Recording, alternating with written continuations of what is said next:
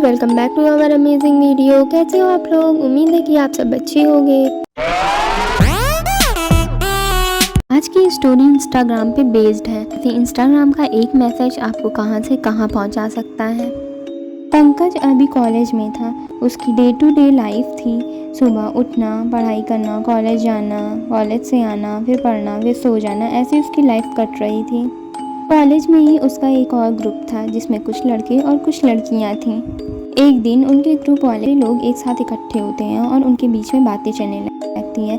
तभी उनके कॉलेज की ही लड़कियां उन्हें बताती हैं कि उनके कॉलेज में एक लड़की है जो काफ़ी ज़्यादा अजीब है, जिसका नेम दिव्या है। वो काफ़ी ज़्यादा अजीब है। सब कहते हैं कि वो ब्लैक मैजिक करती है। तभी पंकज हंसते हुए कहता है, क्या तुम लोग ब्लैक मैजिक में बिलीव करते हो, वो भी आज की जनरेशन में? अभी जब ये बात वो मज़े में उड़ाने ही वाला था कि लड़कियां बोलती हैं कि तुम्हें ऐसा लग रहा होगा, लेकिन ऐसा सच में हुआ है। फिर पंकज उनसे पूछता है कि ऐसा तुमने क्या देख लिया। तो लड़कियां बताती हैं कि एक दिन रात के 11 बज रहे थे और सब हॉस्टल में जग रहे थे। तभी उनकी नज़र पड़ती है कि एक सुनसान रोड जो कि सामने खाली हो चुकी है, जहाँ से ना कोई आ रहा है ना कोई जा रहा है, वहाँ पे दिव्या खड़ी हुई है। वो भी सुनसान अंधेरे में वो वहाँ पर खड़ी हुई थी और वो फिर अचानक से रोड के बीचों बीच बैठ जाती है और वो कुछ तो अजीब हरकतें करने लगती है। कभी वो आसमान को देखती है तो कभी वो नीचे देखती है। और हमें ये सब देख के काफ़ी ज़्यादा डर लग रहा था और काफ़ी ज़्यादा अजीब लग रहा था। और ऐसा नहीं है कि सिर्फ हमारे ग्रुप ने ये सारी चीज़ें देखी। हॉस्टल में कई सारी लड़कियां हैं जिसने दिव्या को बहुत सारी अजीब चीज़ें करते हुए देखा है। और कोई भी लड़की जिसका दिमाग सही होगा वो आधी रात को ऐसी सुनसान रोड पे खड़ी होकर ऐसी अजीब हरकतें तो नहीं करेगी। इसलिए मुझे लगता है कि वो ब्लैक मैजिक ही करती हैं। ये डिस्कशन यहीं पे ख़त्म हो जाती है। अब स्टोरी बढ़ती है 8 साल बाद की। अब पंकज बड़ा हो चुका है और वो खुद जॉब करता है और पैसे कमाता है। अब उसकी लाइफ भी पहले से चेंज हो चुकी है। अब उसके इतने ज़्यादा दोस्त नहीं हैं, वो अकेले ही रहता है। और उसके अब 2-3 दोस्त तो हैं, लेकिन वो भी ऑफिस वाले हैं जिनकी खाली ऑफिस में ही बात होती है। उसके बाद ऑफिस के बाद सब अपनी अपनी लाइफ में बिज़ी हो जाते हैं। और पंकज के जो भी सारे दोस्त कॉलेज में थे, अब उनसे भी उसकी उतनी खास दोस्ती नहीं रही थी। सब अपनी अपनी लाइफ में बिज़ी हो गए थे और कभी कभार ही इनकी बातें हुआ करती थीं। लगभग 3-4 सालों से इन लोगों ने एक दूसरे को फेस टू फेस देखा भी नहीं था। इन लोगों ने फ़ोटोज़ वगैरह तो देख भी लेते थे, लेकिन कभी ऐसे मिलना हुआ ही नहीं था।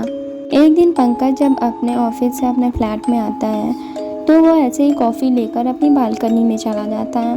बस वो कॉफ़ी पी ही रहा होता है कि उसकी नज़र सामने वाली बिल्डिंग में पड़ती है। वो देखता है कि उसके सामने वाली बिल्डिंग में एक नई लड़की आई है। वो लड़की अपना सामान शिफ्ट ही कर रही हुई होती है कि पंकज ने उसे देख लिया होता है।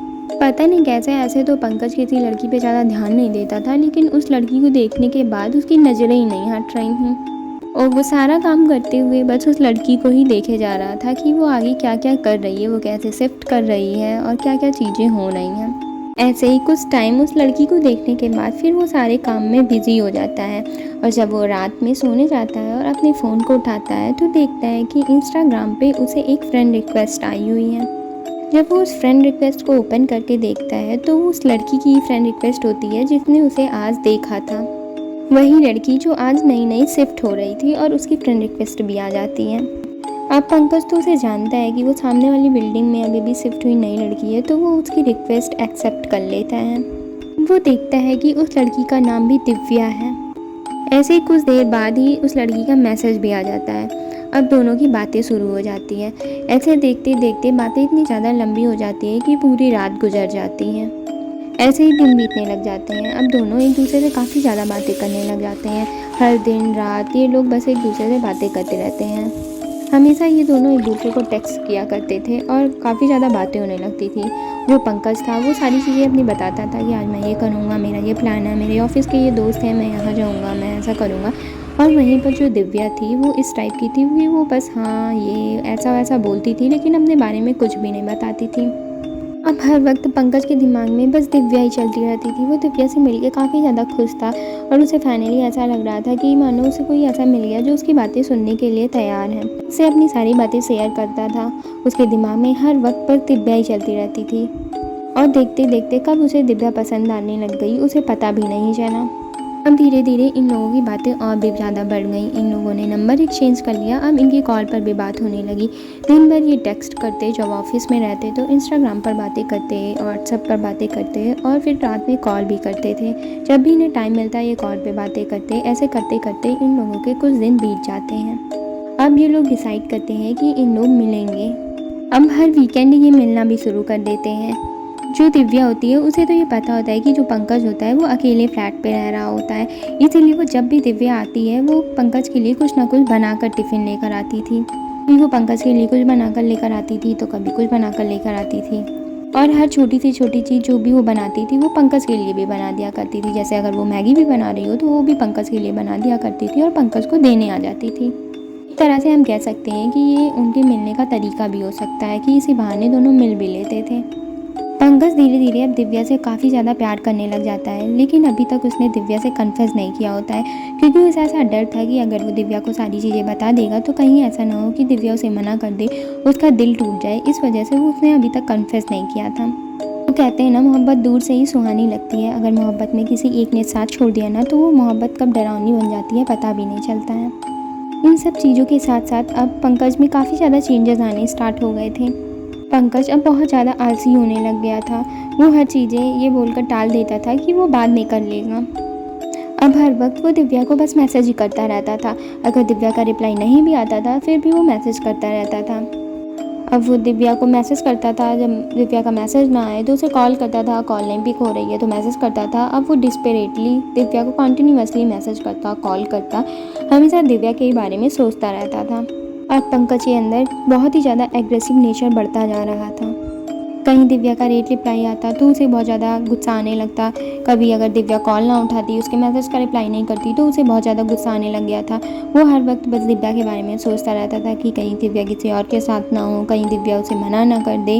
वो बस उसकी सारी चीज़ें जो हो रही थी वो दिव्या के ही आसपास, उसके अगल बगल ही घूम रही थी। और पंकज के लिए दिव्या उसकी मोहब्बत नहीं, उसकी ज़रूरत बन गई थी। एक दिन ऐसा आता है कि पंकज की तबीयत बहुत ही ज़्यादा ख़राब हो जाती है। उसे बहुत ज़्यादा फ़ीवर हो जाता है और फ़ीवर इतना तेज़ होता है कि वो उठ भी नहीं पा रहा होता है। अब वो दिव्या के पास कॉल करता है। दिव्या जब उसे देखने आती है तो काफ़ी ज़्यादा हैरान हो जाती है कि पंकज की इतनी ज़्यादा तबीयत ख़राब हो गई है। वो उसे डॉक्टर के पास ले जाती है और वो जब डॉक्टर को बताता है कि कैसे उसकी सुबह तबीयत ठीक थी, फिर अचानक शाम को इतनी ज़्यादा ख़राब हो गई, तो डॉक्टर भी काफ़ी ज़्यादा हैरान हो जाता है। वो उसे हाई फीवर की दवाई देता है और बोलता है कि अगर तुम्हारी तबीयत और भी ज़्यादा ख़राब होती है तो तुम तुरंत ही मेरे पास आ जाना दिखाने के लिए, थोड़ा सा भी लेट मत करना। अब पंकज के फ्लैट पे जब दिव्या उसे वापस लेके आती है और वो अपने फ्लैट पे वापस जाने लग जाती है तो पंकज उसे रोक लेता है। वो बोलता है कि मेरे पास कोई नहीं है, मैं अकेला हूँ, मेरी तबीयत काफ़ी ज़्यादा ख़राब है, क्या तुम रुक सकती हो? तो पहले दिव्या तो बोलती है कि नहीं, ऐसा मना करने का। फिर वो सोचती है कि ठीक है, अगर तुम्हारी तबीयत ख़राब है तो मैं रुक जाती हूँ क्योंकि तुम अकेले हो। फिर वो बोलती है कि तुम यहाँ आराम से सो जाओ, मैं गेस्ट रूम में सो जाऊँगी। तो पंकज हाँ बोल के वो सोने लग जाता है, क्योंकि उसकी काफ़ी ज़्यादा तबीयत ख़राब होती है और उसने दवा भी ली होती है। तो कुछ ही देर में उसे नींद आ जाती है और वो सो जाता है। वो सोता ही रहता है कि अचानक 1 बजे उसकी नींद खुल जाती है। और उसकी नींद खुलती है क्योंकि उसने एक आवाज़ सुनी हुई होती है और वो आवाज़ होती है दिव्या की। वो उसकी हालत तो उठने की नहीं होती है, फिर भी वो थोड़ा हिम्मत करके उठता है और दरवाजे के पास जाके जब देखता है तो वो देखता है कि जो गेस्ट रूम है वहाँ पर दिव्या खड़ी हुई है और उसने अपने सारे बाल आगे कर रखे हैं और वो कुछ तो अजीब कर रही है। कभी वो ऊपर देख रही है, कभी वो नीचे देखती है, कुछ तो वो करने की कोशिश कर रही है जो कि पंकज को बिल्कुल समझ नहीं आ रहा होता है। अब पंकज को 8 साल पहले की बात याद आती है कि कैरेट से उसके दोस्तों ने एक लड़की थी जिसका नाम दिव्या था, उसके बारे में कुछ चीज़ें बताई थी कि वो आधी रात को बाहर रोड पर खड़ी होकर ऐसी ही अजीब हरकतें कर रही थी। अब वो काफ़ी ज़्यादा डर जाता है, वो काफ़ी ज़्यादा डरा हुआ होता है और उसके माइंड में ये बात स्ट्राइक करती है कि इसका भी तो नाम दिव्या है और उन लोगों ने जिसके बारे में बताया था उसका नाम भी दिव्या ही था। पंकज सोचने लग जाता है कि कैसे उस दिन उसने उस सारी बातों को मजाक में उड़ा दिया था, लेकिन वो सारी बातें अब तो उसे सच लग रही हुई होती हैं, क्योंकि उसने आज से पहले कभी दिव्या को देखा नहीं हुआ होता है। तो उसे पता भी नहीं चलता है कि वो वही लड़की है दिव्या जो कि उनके कॉलेज की टाइम की लड़की हुआ करती थी। अब पंकज काफ़ी ज़्यादा डर जाता है और घबराया हुआ होता है और उसे कुछ समझ नहीं आ रहा होता है कि वो क्या करे। और उधर दिव्या को ये नहीं पता होता है कि पंकज ने ये सारी चीज़ें देख ली हैं। अब पंकज धीरे से जाके अपने बेड पे लेट जाता है और वो दिखावा करने लगता है कि वो सो रहा है। बस वो ये चाहता था कि दिव्या को किसी भी तरीके से ये ना पता चल जाए कि उसने ये सारी चीज़ें देख ली हैं। और ऐसा ही होता है, दिव्या को कुछ पता नहीं चलता है और वो भी सोने के लिए लेट जाती है। अब पंकज की तो मानो नींद ही गायब हो चुकी है, उसे अपने फीवर का भी ध्यान नहीं रहा है। बस उसे यही ख्याल है कि दिव्या को किसी भी तरीके से ये ना पता चले कि उसने सारी चीज़ें देख ली हैं, क्योंकि उसके बगल वाली रूम में एक ऐसी लड़की है जो कि ब्लैक मैजिक करती है और वो कुछ भी कर सकती है। अब ऐसे ही रात बीत जाती है और हो जाती है सुबह।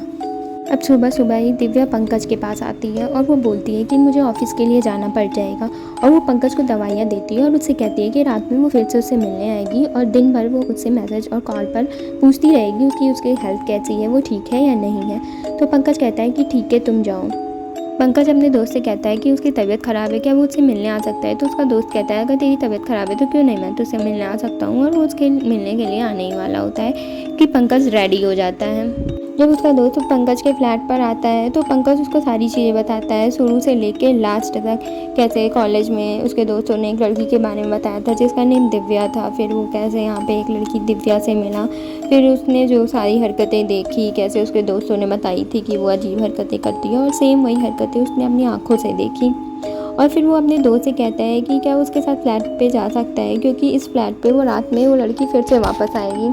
तो उसका दोस्त कहता है कि तू सच बता, तेरी तबीयत भी ख़राब है और तूने जैसे बताया उस लड़की के बारे में वो ब्लैक मैजिक करती है, और डॉक्टर भी कैसे बोल रहा था कि तुम्हारी इतनी कम टाइम में इतनी ज़्यादा तबीयत ख़राब हो गई है।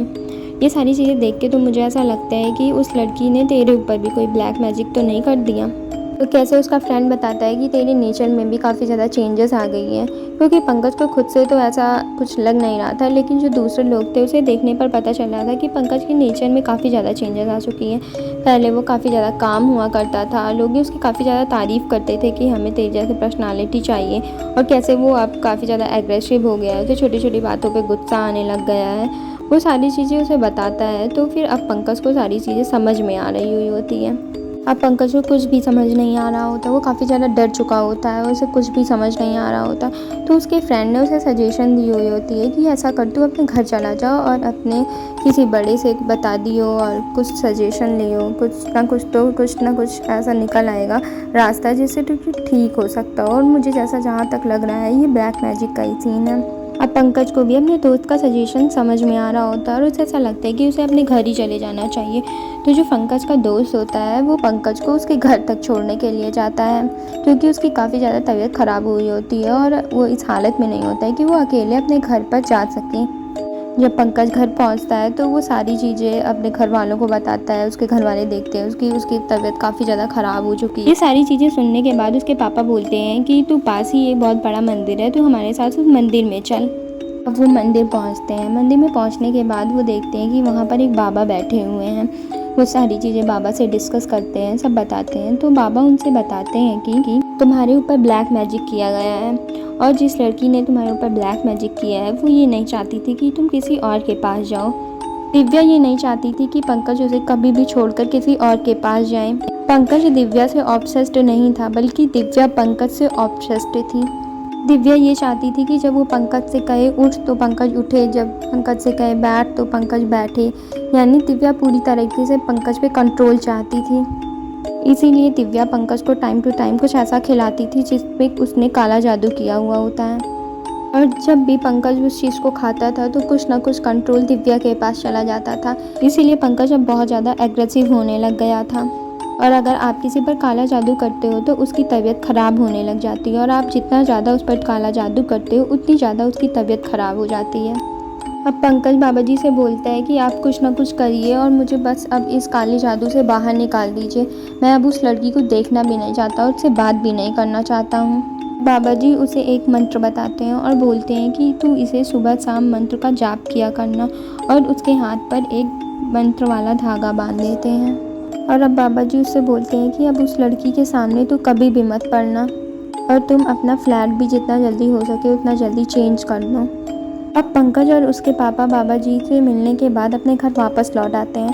पंकज जैसे ही अपने घर पर आता है सबसे पहले वो इंस्टाग्राम डिलीट करता है, अपना व्हाट्सएप डिलीट कर देता है और उस लड़की को भी ब्लॉक कर देता है। वो सारे रास्ते बंद कर देना चाहता था जिस रास्ते से वो उस लड़की से मिल सकता था। पंकज ने डिसाइड कर लिया था कि वो अपना फ्लैट भी छोड़ देगा। उसने कुछ दिनों के लिए अपने ऑफिस में ये भी नोटिस डाल दी थी कि वो वर्क टू होम काम करेगा, क्योंकि उसकी तबीयत ख़राब है। ऐसे ही अब कुछ टाइम बीत जाते हैं और अब वो दिव्या से बिल्कुल बात नहीं कर रहा होता है, ना वो अपने फ्लैट वापस जा रहा होता है, वो अपने घर पर ही रहता है। और जब तक उसकी तबीयत पूरी तरीके से सही नहीं हो जाती है, वो ऑफिस का काम घर से ही करने वाला होता है। अब जब उनके दोस्तों को ये पता चलता है कि पंकज की बहुत ज़्यादा तबीयत ख़राब है, तो उनके जो दोस्त लोग होते हैं वो सारे लोग मिलकर ये प्लान करते हैं कि एक दिन वो इकट्ठा होकर पंकज के घर जाएंगे पंकज से मिलने के लिए। तो संडे के दिन सभी दोस्त एक साथ इकट्ठे हो जाते हैं और उसके बाद वो पंकज के घर जाते हैं उसके देखने के लिए कि उसकी तबीयत कैसे इतनी ज़्यादा ख़राब हो गई, वो ठीक है या नहीं, और इसी बहाने वो लोग मिल भी लेंगे।